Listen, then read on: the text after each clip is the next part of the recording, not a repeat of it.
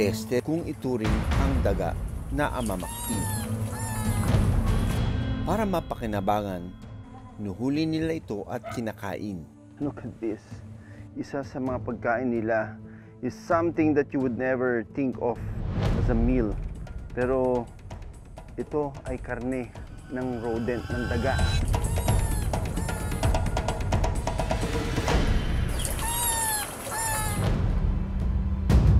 Hindi pa pinapanganak ang inakay na tabon, ang isang paa nito nasa hukay na. Dahil maraming nakaabang para kunin ito. Grabe, ang laki ng itlog ng tabon. Halos 1.5 size, 1.5 times ng itlog ng manok na jumbo. Pag kinuha natin ang kinuha itlog, dadating yung time na hindi na sila makakapagparami. So biruin mo yung kinuha pa natin. So kung mangyari yan na mangyari, hindi talaga sila makakapagparami, mauubos sila.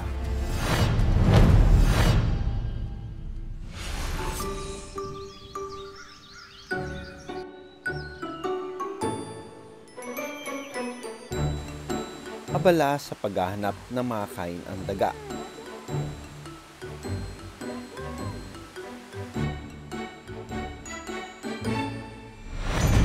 Hanggang sa napadpad ito sa isang hawla. Ang dagang nahuli, hindi raw pangkaraniwan. Pakay naming makilala ang tinatawag nilang amamaktin.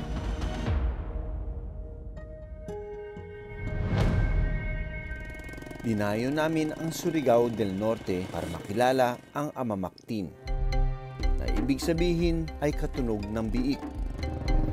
Habal-habal express!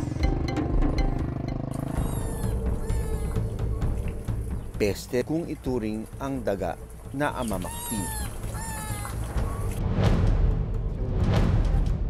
Para mapakinabangan, nuhuli nila ito at kinakain.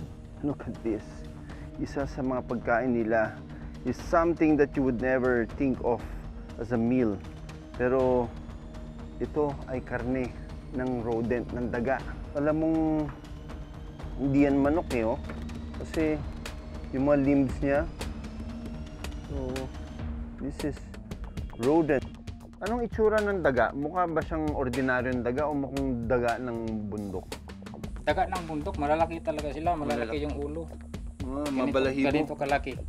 Ulo pa lang. Ang katawan nila. Ang katawan nila. Ang ulo nila mga ganito. So malinis na klase itong daga. Malinis nga klase yan dahil mga pananim sa bukid kinakain lang nila. Mayroong 1,700 species ng daga sa buong mundo. Kadalasan na itinuturing na peste ang mga dagang nakikita sa kabahayan at palayan. Sa datos ng Food and Agriculture Organization o FAO, nasa 170 lang ang mga dagang may tuturing na peste at may dalang sakit gaya ng rabies at leptospirosis. Kadalasan sa gubat natatagpuan ang amamaktin. Pero para mahuli ito, ang ilang residente naglalagay ng trap sa bundok. Ito yung isa sa mga trap na ginagawa nila for the rats. Ayan, oh. May mga pain na saging na may buto. Tapos pag pumatong sila dito, matitrigger yung trap and then sasabit yung leg nila dyan. Sa pag-iikot namin sa bundok, may nakita kaming butas. Hey, look at this, oh. Meron tayong nakitang mga lungga ng mga daga. And look at this, oh. Dito sila naninirahan sa cliff na ito. Pero hindi lang daga ang nakatira rito. Ang batang bayawak na ito, aba, busy sa kanyang sunbathing. Nang biglang, Oh my God! Kinagat ako! Grabe, ganyan siya kumagat ng kanyang prey. This is a kumingay. Bihira makakita ng ganitong size kasi usually nagtatago itong mga bayawak na ito, no? And look at the color, oh. Ang ganda ng color, oh. So baka mamaya yung mga butas na yan, maraming purpose yung ginagawa ng mga daga. Gumagawa sila ng mga lungga, pero tinitirahan sila ng mga iba-ibang hayop, ano? Tulad ng mga ahas, mga bayawak. at isa pang dragon pa ang aming nakita. Oh my gosh! It's a forest dragon. Wow! Oh, we have two types of lizards. Kita mo may traces of green sa lip niya. Tapos minsan doon sa mata niya may color blue. Pagkatapos namin masuri, pinakawalan din namin ito sa mas aktibo sa gabi ang Amamactin. Kaya mas madalas silang mahuli sa gabi. Nakahuli si Dan. Oh my gosh, ang laki nito. Tiga, mag-gloves muna ako. Hindi ako takot sa ahas, hindi ako takot sa buhaya. Pero pagdating sa daga, uy, ang bigat nito. Siguro nasa mga kulang-kulang 1 kilo ito. Oh my God, I'm holding 2 rats. And the difference is, ang laki ng ulo nitong nasa kaliwa ko kumpara dito sa right na hawak ko. And yung balahibo is noticeable na ano siya, furry. Ang kapal ng balahibo niya. And the reason for that is possibly dahil malamig yung panahon dito, kaya nagde-develop ng mas makapal na fur to protect them from the cold. Yung buntot niya, merong puti sa dulo. Kanina umaga, 10 daw yung nahuli nilang ganito. Pero medyo tanghali na kami dumating, nangihinayan sila na baka masira. So, slinotter na nila. Kaya sabi namin, kailangan namin makita yung buong mountain rat na ito dahil lumalaki daw ito. Yung mga field rats, yung mga kinakain, hindi lumalaki ng ganito. Ang tinatawag nilang Amamactin, isang Philippine forest rat na endemic o sa Pilipinas lang matatagpuan. To you, it might look like yung typical na house rat natin. Pero ibang itsura niya, yung whiskers niya napakahaba. Meron pa siyang different shade dito, no? Maputi-puti yung cheek niya to make it look so different from the usual rats that we are seeing in the city, no? Uod at insekto ang paborito ng Amamactin. Kaya lang, may pagkakataon na bumababa ito sa mga taniman para maghanap ng pagkain gaya ng mais at kamote. Ano ba yung mga sinisira nila sa inyo? Lalo na sa kamuting bagin, yung inuumpok na Hinuhukay nila? Pag may laman na yun, hinuhukay na sila lim. Sa pagtatanim, umaasa ang mga residente roon at ang kanilang kita sapat lang. May bahagi ng bundok na kailangang sirain para gawing agrikultura. Kaya ginagawa na rin nilang pagkain ang mga nahuhuling daga. Sa mata ng mga residente, iisa lang ang itsura ng mga daga sa kanilang lugar. Bukod sa pagkain ng Philippine forest rats, mas nakakabahala raw ang pagpasok ng iba pang uri ng daga sa kanilang lugar. Gaya ng pesteng daga na kanila rin daw kinakain. Kung patuloy nakakaunti ang bilang ng endemic rats, meron itong epekto sa ating kapaligiran. Lalo na dahil sila ang itinuturing na forest engineer ng kagubatan. Ang mga forest rats po natin sila ay sensitibo sa pagbabago ng kapaligiran, kaya sila ay good indicator ng estado o kalagayan ng ating kalikasan. Sila ay seed dispersers na kumakain ng prutas o halaman. At ang mahalaga ito sa regenerations ng ating kagubatan. Sila rin ay free items o pagkain ng iba't ibang uri ng mga wildlife. Sila rin ay may ginagampanan sa nutrient cycling tulad ng kumakain sila ng maliliit na hayop at iba't ibang halaman. Sa iba, source ng protein ang pagkain ng daga. Pero paalala pa rin ng mga eksperto, mga daga sila ay nagsisilbing mga host ng mga pathogens. And then yung mga kinakain nila, nandun yung mga infective stage. Kahit niluluto nila yung prepared na foods or yung meat, pero yung proper handling naman, ito rin ay magdudulot pa rin ng transmissions ng zoonotic diseases. Dagdag pa ng Department of Environment and Natural Resources ng Surigao del Norte, pag-aaralan nila ang sitwasyon ng mga residente sa lugar at kung paano sila matutulungan. Kasabay din ng pag-aaral sa mga daga. Magkakamukha man sa unang tingin ang mga daga, bawat isa may kanya-kanyang layunin.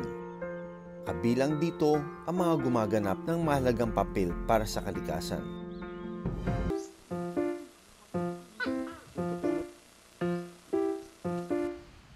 Maagang nagsisimula sa trabaho ang pares ng ibon na ito.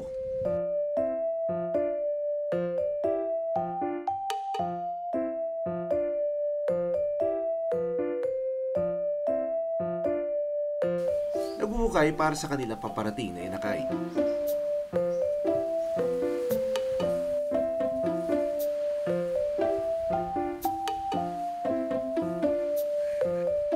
Ito kasi ang panahon na inaantay ng mag-asawang tabon ang pangingitlog. Pero wala pa man ang itlog, marami na ang nakabang para kunin umano ito.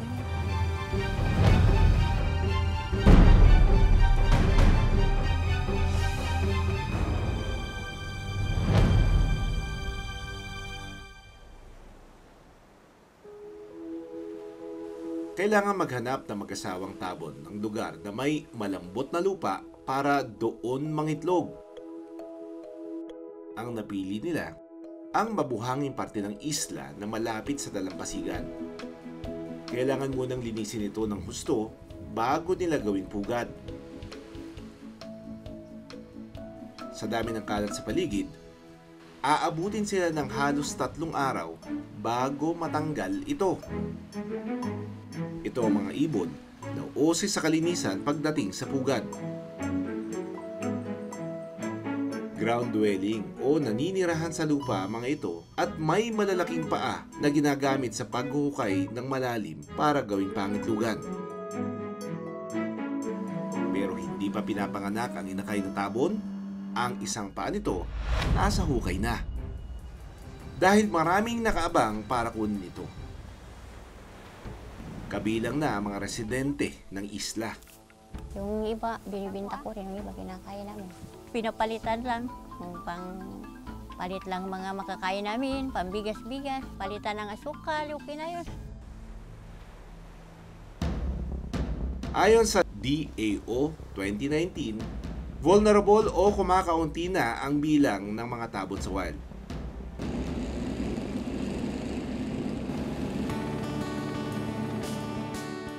Napakaganda nitong isla na to.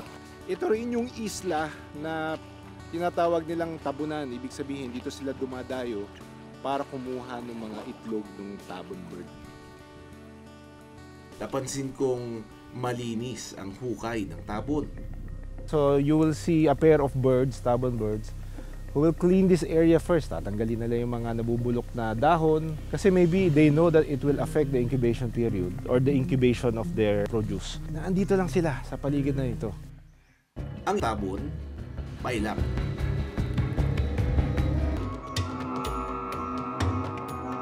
Kada buhay ilang, may dinaranas na hirap pagdating sa pagpaparami ng kanilang uri. Tulad na lang ng tabon scrub fowl na matyagang naghuhukay ng kanyang magiging pugad.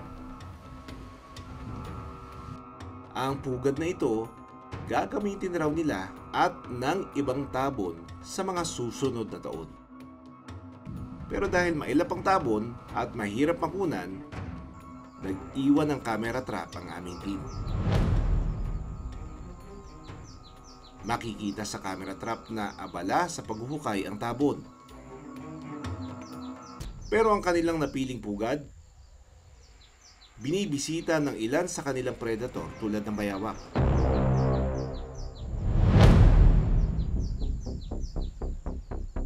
Aba, at ginawa pa itong tambayan.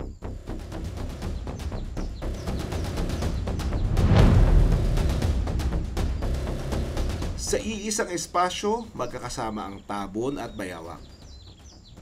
Kitang-kita na hindi inaatake ng bayawak ang tabon. At hinahayaan lang nito ang ibon na maglinis. Kakaiba ang mga eksenang ganito na friends pala sila.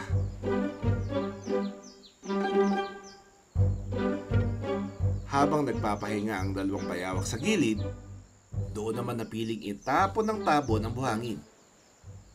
Senyalis na parang sagabal ang mga bayawak sa kanyang mga nililinis. Hanggang sa umalis na ang isang bayawak.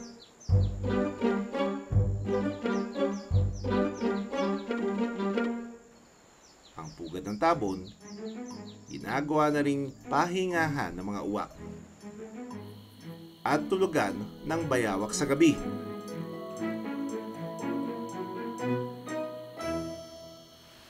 Pero sa oras na mangitlog ang tabon, ibang usapan na raw ito.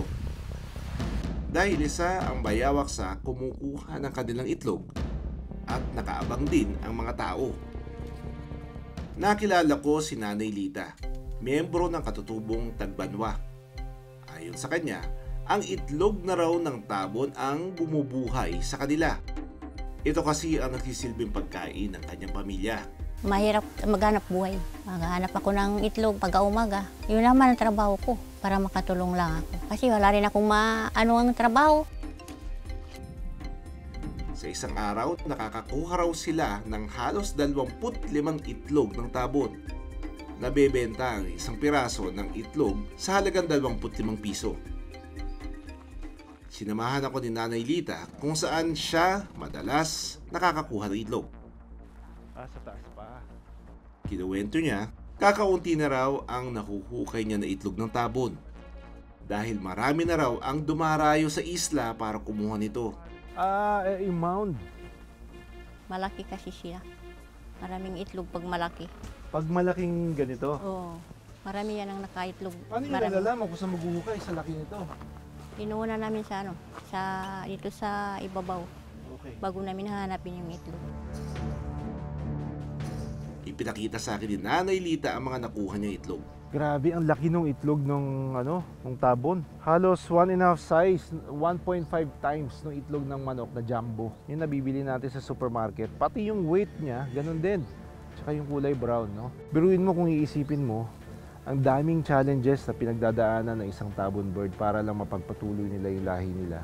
Unang-una, nandito lang sila nakatira sa isang isla. Limited yung space na ginagalawan nila. Pangalawa, they're prone to predation, yung mga bayawak na pumupunta rito. So kailangan talaga nilang maghukay ng halos lampas bewang para lang maitabi ito. Mahirap man itong hukayin, pero kailangan naming ibalik ang mga itlog sa pugad para may pag-asa pa itong mapisa at mabuhay.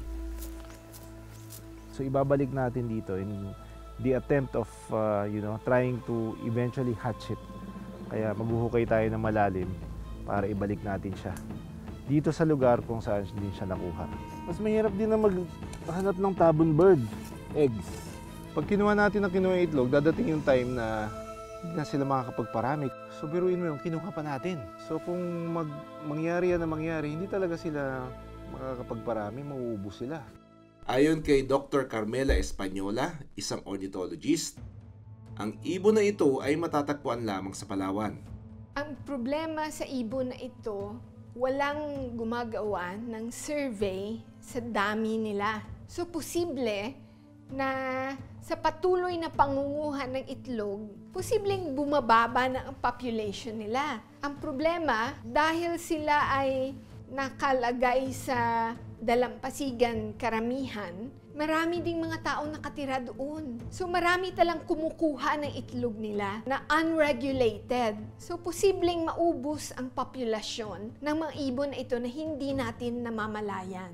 Itong ibon na ito ay mayroong ecological role na ginagampanan.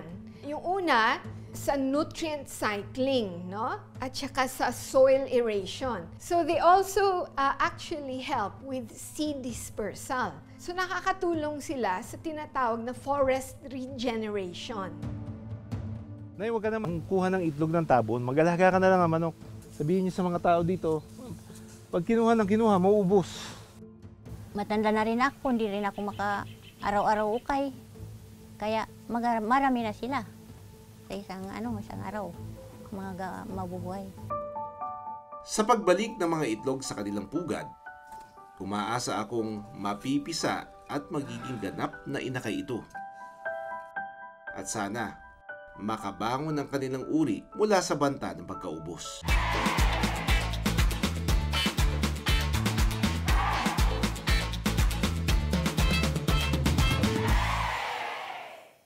Maraming salamat sa panonood ng Born to be Wild. Para sa iba pang kwento tungkol sa ating kalikasan, mag-subscribe na sa GMA Public Affairs YouTube channel.